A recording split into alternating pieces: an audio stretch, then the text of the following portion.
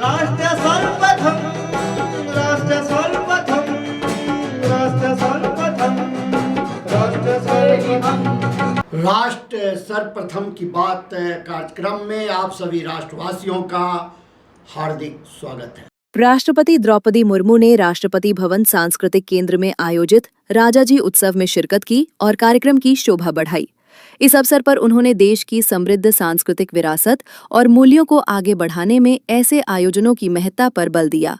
राष्ट्रपति ने कहा कि राजाजी उत्सव जैसे कार्यक्रम न केवल हमारी ऐतिहासिक और सांस्कृतिक परंपराओं को सहेजते हैं, बल्कि नई पीढ़ी को प्रेरित भी करते हैं। भारत माता के महान सपूत चक्रवर्ती राजगोपालाचारी जी के जीवन स्मृति और विरासत के सम्मान में आयोजित इस उत्सव में आप सबके साथ शामिल होकर मुझे हार्दिक प्रसन्नता हो रही है। आज मुझे राष्ट्रपति भवन में स्थापित की गई उनकी प्रतिमा का अनावरण करने का ऐतिहासिक अवसर मिला। मैं उनकी स्मृति को सादर नमन करती हूँ। चक्रवर्ती राजगोपालाचारी जी को सम्मानित करके हमने भारत के आत्मा गौरव का सम्मान किया। ये स्वाधीन भारत के पहले तथा एकमात्र भारतीय गवर्नर जनरल बने। स्वाधीनता के बाद गवर्नर जनरल के निवास और कार्यालय को गवर्नमेंट हाउस का नाम दिया गया, जो हमारे पहले गणतंत्र दिवस के उपरांत राष्ट्रपति भवन बना। गवर्नमेंट हाउस में राजा जी के आने के बाद इस भवन और परिसर की आत्मा बदल गई। राजा जी ने गवर्नमेंट हाउस के अपने कक्ष में रामकृष्ण परमहंस और महात्मा गांधी के चित्र लगाए। इस प्रकार उन्होंने भारत के आध्यात्म तथा सेवा की परंपरा को यहाँ सर्वोच्च ध्यान दिया।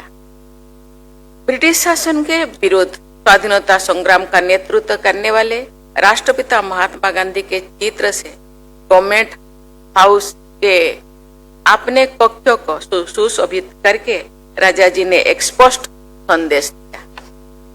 उन्होंने ये अभिव्यक्त किया है कि भले ही औपचारिक रूप से भारत तब तक उपनिवेश का डोमिनियन था, लेकिन स्वराज भारतवासियों के हृदय में पूर्णतः स्थापित हो चुका था। इस प्रकार राजा जी ने गुलामी की मानसिकता से मुक्त होने का प्रेरक उदाहरण प्रस्तुत किया था।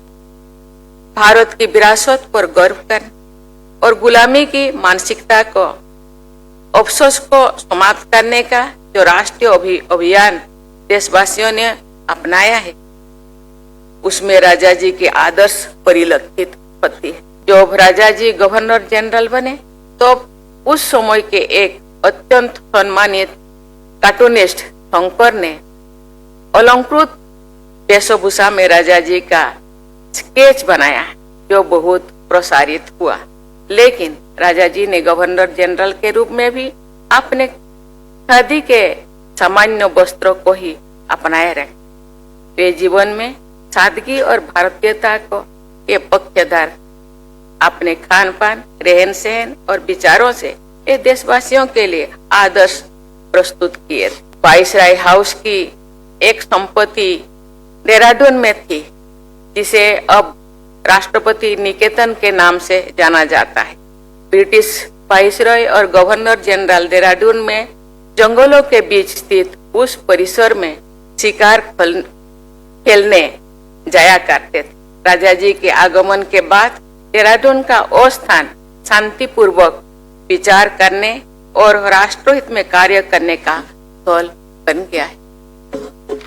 आप देहरादून के उस परिसर में एक राष्ट्रपति तपोवन की स्थापना की गई है, जिसका नाम ही उसकी भारतीयता को तथा भारतीय लोकतंत्र के जीवन मूल्यों को स्पष्ट करता है। वहाँ एक राष्ट्रपति उद्यान भी विकसित किया जा रहा है, जो जनसामान्यों के लिए खुला रहेगा। विदेशी शासन के दौरान जनता से दूरी बनाए रखना ब्रिटिश शासकों की एक सोची समझी पद्धति थी। हमारे अपने स्वाधीनता देश में, हमारे अपने लोकतंत्रों में जन जन से जुड़ना हमारे सिद्धांत है। मैं मानती हूँ कि राष्ट्रपति भवन राष्ट्र का भवन है, सभी देशवासियों का भवन है। इस भवन के द्वार सभी देशवासियों के स्वागत के लिए खुले। मुझे ये देखकर खुशी होती है कि राष्ट्रपति भवन तथा इससे जुड़े शिमला, हैदराबाद और देहरादून में स्थित परिसरों में सबका स्वागत होता है।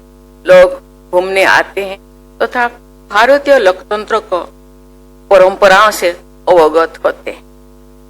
आप जो लोग राष्ट्रपति भवन देखने आएंगे उन्हें राजा जी के योगदान से परिचित कराया जाएगा। केंद्रीय गृह मंत्री अमित शाह ने नई दिल्ली में भारत टैक्सी के सारथियों, ड्राइवरों से संवाद किया। इस अवसर पर उन्होंने ड्राइवर समुदाय की भूमिका को देश की शहरी परिवहन व्यवस्था की रीढ़ बताया और उनकी मेहनत की सराहना की। अमित शाह ने कहा कि टैक्सी चालक न केवल यात्रियों को सुरक्षित गंतव्य तक पहुंचाते हैं, बल्कि वे देश की अर्थव्यवस्था और सेवा क्षेत्र में महत्वपूर्ण योगदान देते हैं। उन्होंने ड्राइवरों से उनके अनुभव, चुनौतियों और सुझावों के बारे में बातचीत की तथा सरकार की ओर से हर संभव सहयोग का आश्वासन दिया। उन्होंने डिजिटल प्लेटफॉर्म और तकनीक के माध्यम से पारदर्शिता और सुविधा बढ़ाने पर जोर दिया। कार्यक्रम में बड़ी संख्या में भारत टैक्सी के सारथी उपस्थित रहे और उन्होंने अपने विचार साझा किए। भारत टैक्सी हमको बोल रही है सारथी आप मालिक हो, तो सर हमको मालिक का हक कैसे मिलेगा? मैं बताता हूँ। भारत टैक्सी में अभी हम सब छोटा छोटा काम करते हैं, सारथी है। हमारे पास इतनी पूंजी तो है नहीं कि इतना बड़ा कंपनी खड़ा कर ले। हमने अभी भारत की 5 बड़ी कोऑपरेटिवों को मिलाकर ये खड़ा कर दिया। अब जैसे आपकी संख्या बढ़ती जाएगी, जो सारथी इसमें पार्टनर बनना चाहता होगा, कंपलसरी नहीं है, आप बनो ना बनो आप पर निर्भर है। 500 रुपये का अगर आप शेयर लोगे तो आप इसके मालिक हो जाओगे। आप मेरी बात समझ गए? फिर जब भारत टैक्सी का बोर्ड ऑफ डायरेक्टर का चुनाव होगा तब इसमें कुछ सीटें सारथियों के लिए भी चिन्हित रखी, तो वो आपके सारे हितों की चिंता करेगा। मुझे बताओ भाई, उन कंपनियों के बोर्ड में आपका कोई प्रतिनिधि है? नहीं सर, नहीं सर। यहाँ पर है? यहाँ पर है। तो आप मालिक हुए या नहीं हुए? Yes sir, yes sir. तो यही कंसेप्ट है भाई, आपका कोऑपरेटिव है, आपको चलाना है, कंपनी आपका ही है। मुनाफा भी 20% रिजर्व करेंगे, जिससे कंपनी कोई खराब समय में आए तो हमारी उससे चलती रहे। 80% मुनाफा पर किलोमीटर एवरेज से आपको वापस दे दिया जाए। पहले 3 साल हमें एक एक शहर बढ़ाता जाना है। अभी दिल्ली एनसीआर बढ़ा है, तब राजकोट बढ़ाएंगे वो। तो पहले 3 साल हमारा एक्सपेंशन में जाएगा। 3 साल के बाद जितना भी मुनाफा होगा 20% कोऑपरेटिव भारत टैक्सी में रहेगा और 80% हमारे सारथी भाइयों को वापस दे दिया जाएगा। आदरणीय मंत्री मधोजी जी नमस्कार। मेरा नाम धर्मेंद्र वर्मा है और मैं उत्तर प्रदेश के औरैया ज़िले का रहने वाला हूँ और यहाँ पर दिल्ली में रोहिणी सेक्टर 20 में रहता हूँ। और ये जो एबेस्ट कंपनियाँ हैं इसमें लगभग मैं 10 साल से गाड़ी चला रहा हूँ। मोटे कमीशन को लेकर के हम 12, 15, 16 घंटे गाड़ी चलाते हैं, लेकिन अपने परिवार का जो है पालन पोषण अच्छे से नहीं कर पाते। तो भारत टैक्सी जो दावा करती है कि ड्राइवर को पूरा पैसा मिलेगा, कोई कमीशन नहीं कटेगा, तो ऐसे में भारत टैक्सी ये कब तक रन कर पाएगी? पहले एक बात समझिए, भारत टैक्सी का उद्देश्य कोई कंपनी की तरह बड़ा मुनाफा कमाना नहीं है। भारत टैक्सी का उद्देश्य है हमारे सारथी भाइयों को मजबूत करना। अब आपने जो सवाल उठाया कि भारत टैक्सी कहां से चलेगी, चलेगी तो इसी तरह से, परंतु वो इतना होगा जिसका जितना दाल में नमक होता है। ये कंपनियों ने नमक की दाल कर दी है। अच्छा, इसका हिसाब किताब तो आपके पास में है नहीं, इसका हिसाब किताब आपके पास में रहने वाला है, आपके लोग चलाने वाले हैं। आप मेरी बात समझ रहे हैं? जो प्रोफेशनल लोग होंगे उनकी तो तनख्वाह होगी, शेयर नहीं होगा। वो आपकी ओर से पूरा मैनेजमेंट देखेंगे। शेयर आपके पास है, मालिक आप हो, पॉलिसी आप बनाना है। तो जब आप पॉलिसी बनाओगे तो आपके पक्ष में बनाओगे या विरोध में बनाओगे, बताओ। जैसे गाय का दूध का हम दोहन करते हैं, शोषण नहीं करते उसका। मेरी बात समझ में आ रहा है ना? भारत टैक्सी दूध का दोहन करेगी, आपका शोषण नहीं करेगी, इतना निश्चित मान कर चलिए। मान्यवर नमस्कार, मेरा नाम नरेश कुमार उपाध्याय है और मैं मेरठ उत्तर प्रदेश का रहने वाला हूं और पिछले 12 साल से मैं टैक्सी चला रहा हूं। मान्यवर, मेरी दशा तो अभी से बदलना शुरू हो गई है, क्योंकि अगर बात करें हम पिछले जनवरी की, तो मैंने 20,000 प्लस का जो कमाई भारत टैक्सी में किया है सर। और उससे भी ज़्यादा खुशी तब हुई जब मुझे पता चला कि हमें नई गाड़ियों के लिए इसमें लोन भी दिया जाएगा, और उससे भी ज़्यादा खुशी तब हो गई जब हमें पता चला कि हमारा इंश्योरेंस भी किया जाएगा। तो बस ये सारी चीज़ें किस प्रकार हमें उपलब्ध कराई जाएंगी। देखिए भाई, योजना कैसे बनाई है, बड़ा कोऑपरेटिव मूवमेंट है, इसमें कोऑपरेटिव बैंकें भी है, तो आपको लोन देने में बड़ी दिक्कत आती है या नहीं आती है? वो बैंक ही मॉर्गेज करती है ना। यहाँ भारत टैक्सी आपकी टैक्सी को मॉर्गेज कर लेगी और भारत टैक्सी आपको कोऑपरेटिव बैंक के माध्यम से लोन दिला दे। आपका इंश्योरेंस इफ्को टोक्यो का, वो भी भारत टैक्सी ही एजेंट बनाकर आपका इंश्योरेंस ले लेगी, जिसमें मिनिमम प्रीमियम होगा। इस प्रकार के कई प्रावधान हम इसके साथ जोड़ने वाले हैं। शुरुआती कुछ समय आपको धैर्य जरूर रखना पड़ेगा। गुवाहाटी में एफपीओ, किसान उत्पादक संगठन एवं विभिन्न सरकारी योजनाओं से संबंधित राज्य स्तरीय कार्यक्रम का आयोजन किया गया। कार्यक्रम का उद्देश्य किसानों को संगठित कर उनकी आय बढ़ाने, बाजार तक सीधी पहुंच सुनिश्चित करने और सरकारी योजनाओं का लाभ प्रभावी ढंग से उपलब्ध कराना रहा। कार्यक्रम में किसानों को विभिन्न योजनाओं के तहत सहायता, प्रशिक्षण और वित्तीय सहयोग की जानकारी दी गई। बड़ी संख्या में किसान, अधिकारी और जनप्रतिनिधि इस अवसर पर उपस्थित रहे। असम पर्याय है आस्था और विश्वास का, असम पर्याय है आत्मशक्ति और आत्मनिर्भरता का, असम पर्याय है अस्मिता और अखंडता का। असम के पास प्रकृति का प्रेम और संस्कृति का सौंदर्य है। यहाँ ब्रह्मपुत्र की कलकल ध्वनि में सदियों के वैभव का सुंदर स्वर गूंज रहा है। यहाँ कामाख्या मां की कृपा से कण कण में कल्याण की भावनाएं, यहाँ श्रीमंत शंकर देव जी की शिक्षा में श्रद्धा, शांति और शक्ति का संगम है। यहाँ बिहू की थिरकन और ढोल की थाप में जीवन का उल्लास और उमंग है। यहाँ लचित बार फूकन के पराक्रम में पूर्वोत्तर का पौरुष और प्रखर राष्ट्रवाद है। क्या नहीं है असम में। भारत का इतिहास असम के अतीत और विरासत के बिना पूरा नहीं हो सकता। असम पूर्वोत्तर का प्रवेश द्वार ही नहीं, विकसित भारत के विकास का द्वार भी है, क्योंकि अपना असम संभावनाओं का वास्तुकार है, जो अवसर को उत्थान में बदलना जानता है। असम आकांक्षाओं के असीम आकाश में नई उड़ान भर रहा है, और इसलिए मैं कहता हूं, असम केवल भूभाग नहीं, भारत का भाग्य विधाता बनकर उभरा है। और इस असम की प्रगति और विकास का जो नया अध्याय हेमंता जी के हाथों लिखा जा रहा है, मुख्यमंत्री के रूप में प्रधानमंत्री श्रीमान नरेंद्र मोदी जी के आशीर्वाद से, मैं बधाई देता हूं हेमंता जी आपको। 5 वर्षों में असम में प्रतिदिन औसत 14 किलोमीटर सड़कों का निर्माण हुआ है, जो देश में सबसे ज्यादा है। असम नंबर 1 है। ग्रामीण विकास की योजनाओं में मैं आप सबसे कहना चाहता हूं, असम हिंदुस्तान में पहले स्थान पर है। असम नंबर 1 बन गया है।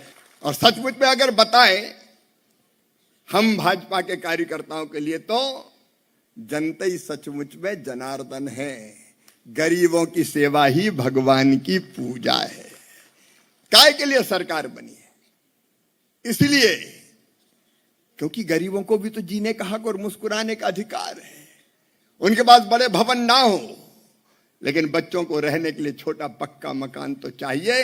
हेमंता जी, आपके नेतृत्व में हर गरीब को पक्का मकान मिलेगा, कोई पक्की छत से वंचित नहीं रहेगा।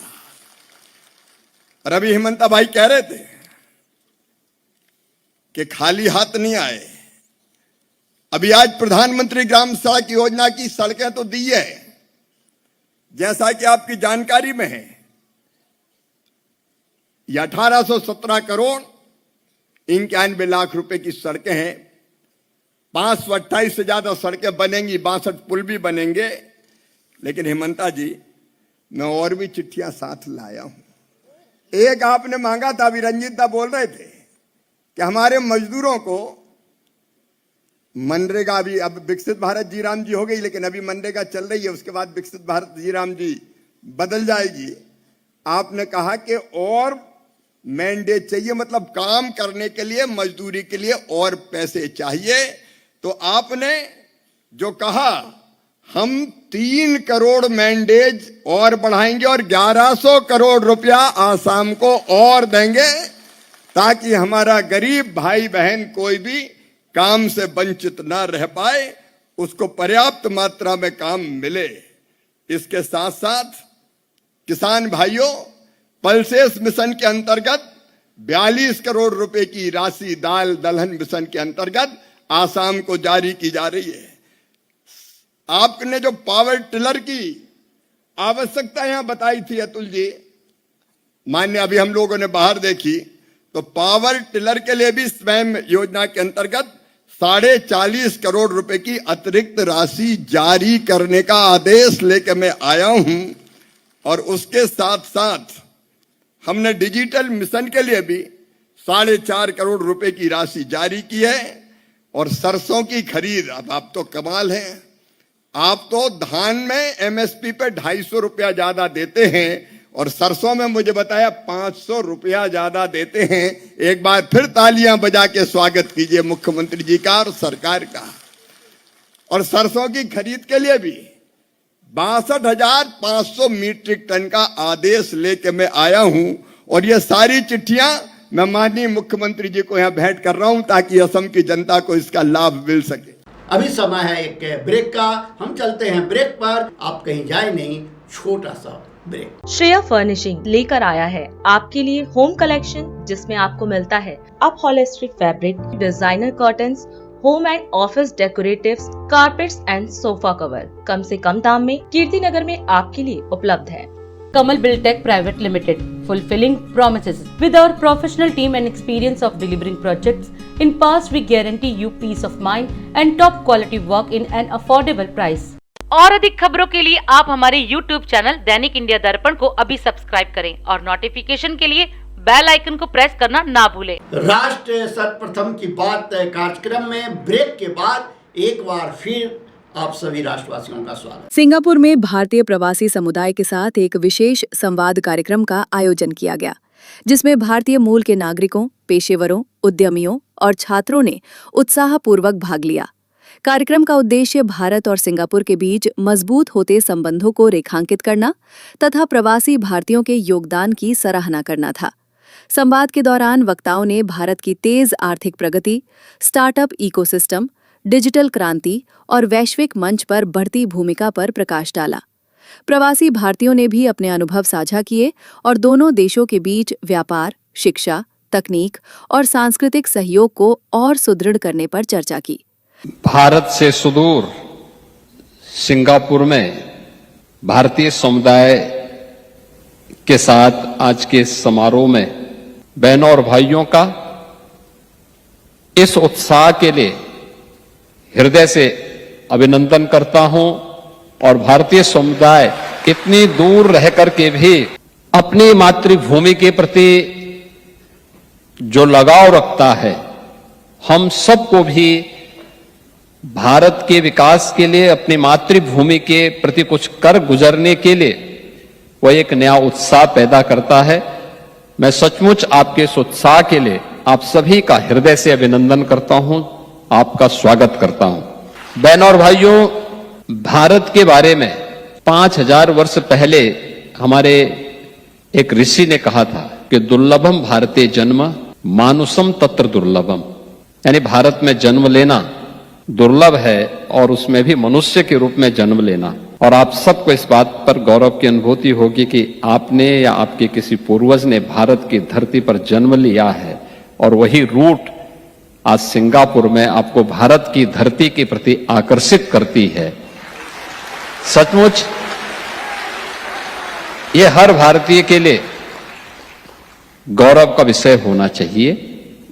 आप याद करिए ना कि भारत और भारत की परंपरा से जुड़ा हुआ जो हमारा सनातन धर्म है, यह अकेला दुनिया के अंदर एक उन भावों के साथ जीने वाला धर्म है जिसने आज से हजारों वर्ष पहले इस बात का उद्घोष किया था कि अयम निज परोवेति गणना लघु चेतसाम उदार चरितानाम तो सुधेव कुटुंबकम। यानी धरती यानी ग्लोबल विलेज की परिकल्पना ये भले ही आज की होगी, लेकिन पूरी दुनिया एक परिवार है और परिवार के रूप में जैसे एक परिवार में अलग अलग उम्र के सदस्य होते हैं, अलग अलग समुदाय से आने वाले सदस्य भी होते हैं, अलग अलग इनकम भी उनकी होती है, लेकिन भेदभाव किसी के साथ नहीं होता। सब मिलकर के उस परिवार का संचालन करते हैं और यह भाव भारतीय का रहा है, हर भारतवासी का रहा है।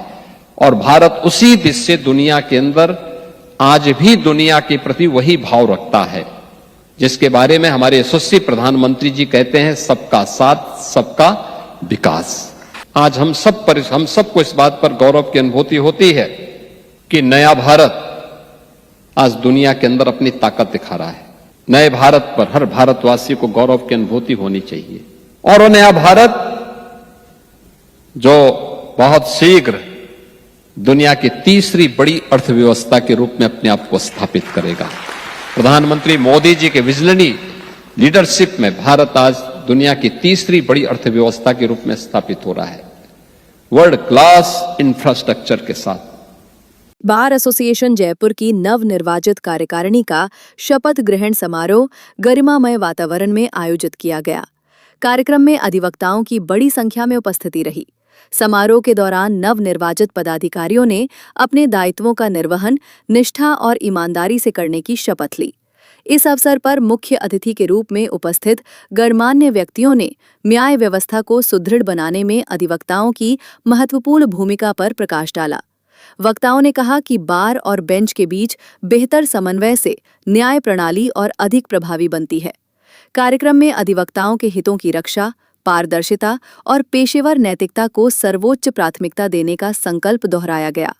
समारोह के अंत में नवनिर्वाचित टीम को शुभकामनाएं दी गईं और न्यायिक व्यवस्था में सकारात्मक योगदान की अपेक्षा जताई गई। बार एसोसिएशन के शपथ ग्रहण समारोह में बार एसोसिएशन के सभी पदाधिकारी, वरिष्ठ अधिवक्तागण, यहाँ उपस्थित सभी भाई और बहनों, सबसे पहले तो मैं इस कार्यक्रम में आप सभी का अभिनंदन करता हूं, वंदन करता हूं, आप सभी का स्वागत करता हूं। आज मुझे उस संस्था के शपथ ग्रहण में सम्मिलित होने का सौभाग्य मिला है जो वर्ष 1932 से भारतीय विधि परंपरा की अखंड ज्योति जला रही है। ये उस गरिमामयी परंपरा का उत्सव है जो इस संस्था ने दशकों से बड़े परिश्रम, समर्पण के साथ संजोकर रखी है। इस संस्था को लगभग 90 साल का सफर तय किया है और उसे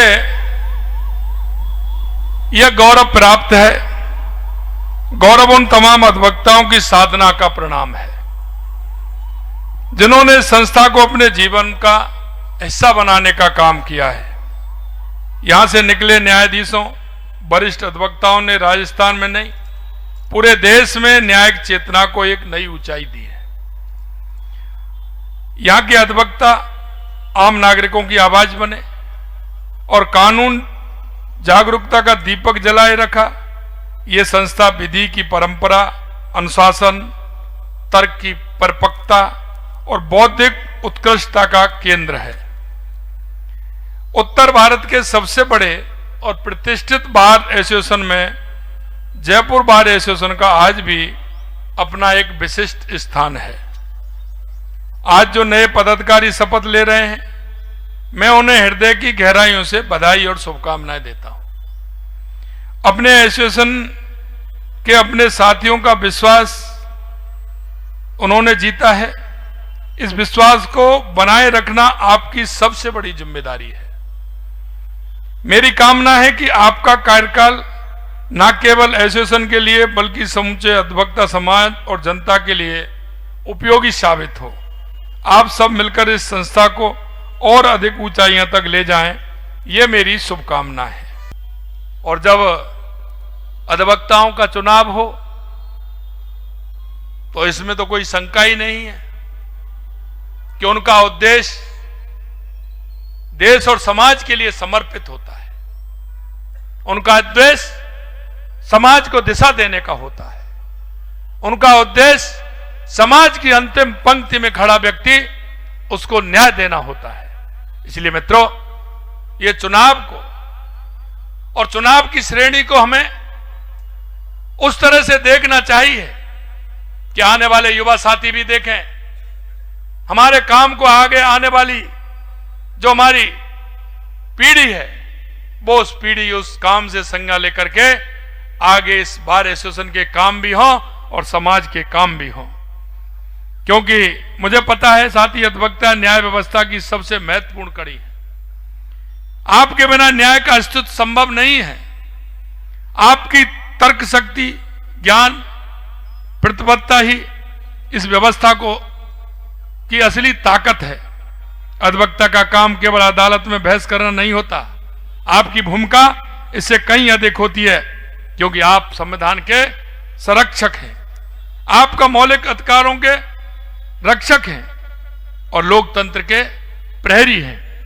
आप सभी निश्चित रूप से राजस्थान के हमारे अंतिम खड़े हुए व्यक्ति जिसको न्याय की आवश्यकता है, उसके सहयोगी के रूप में आप उसको न्याय दिलाने का काम करेंगे। इस आशा और उम्मीद के साथ पुनः आप सभी को बहुत बहुत ढेर सारी शुभकामनाएं। हमारे सभी मंचासीन नेताओं को शुभकामनाएं।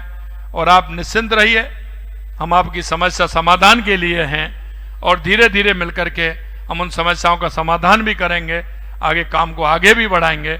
आप सभी को बहुत बहुत धन्यवाद। जय हिंद, जय भारत, जय राजस्थान। छत्तीसगढ़ मनवा कुर्मी क्षत्रिय समाज का 80वां महाधिवेशन वर्ष 2026 में उत्साह और गरिमा के साथ आयोजित किया गया। कार्यक्रम में प्रदेश भर से समाज के प्रतिनिधि, पदाधिकारी, युवा एवं महिलाएं बड़ी संख्या में शामिल हुए। अधिवेशन का उद्देश्य समाज की एकता, संगठन को सशक्त बनाना और शिक्षा, सामाजिक उत्थान तथा आर्थिक प्रगति के मुद्दों पर चर्चा करना रहा। साथ ही सामाजिक कुरीतियों को समाप्त करने और सामूहिक विकास के लिए ठोस संकल्प लिए गए। आज एक ऐसा समाज जेकर इतिहास बहुत ही समृद्धशाली और गौरवशाली रही से, और कोई भी समाज इस तरह के अधिवेशन करके अगर मजबूत होते तो ओकर लाभ खाली समाज ला नहीं होए, बल्कि पूरे राष्ट्र ला ओकर लाभ होते। कोई भी समाज अगर मजबूत होते तो राष्ट्र भी शक्तिशाली होते। तो आप मन राष्ट्र के शक्तिशाली करे के काम करत हो, इसलिए मैं पूरा समाज के आभारी हूं। तो समाज के तरफ से मांग आई से कि एक तो जो नरदहा में पिछले बार 50 लाख रुपया दे रहे हैं, वो पैसा भी स्वीकृत होगी से, काम भी शायद होकर चालू होगी से, लेकिन बताते हैं कि अध्यक्ष जी और हमारे मंत्री जी की छोटा पड़ी तो और बड़ा ओला करना है तो करबर में और 50 लाख रुपया दे के घोषणा करत हूं। ये बलौदा बाजार में भी एक सामुदायिक भवन के निर्माण हो, ओकर ले में 25 लाख रुपया के घोषणा करत हूं। और समाज के मैं एक बार फिर से आभार व्यक्त करते हुए कि आपन हमला बोला कि हमार स्वागत करे है, आगे भी इसने आपन के आशीर्वाद मार्गदर्शन मिलते रहे। और वैसे भी ये समृद्धशाली गौरवशाली समाज है, आगे और उत्तरोत्तर विकास करे, ऐसा मैं शुभकामना देती हूँ। अपन बात के अंत करत हूँ। जय हिंद, जय छत्तीसगढ़। और अधिक खबरों के लिए आप हमारे YouTube चैनल दैनिक इंडिया दर्पण को अभी सब्सक्राइब करें और नोटिफिकेशन के लिए बेल आइकन को प्रेस करना ना भूलें।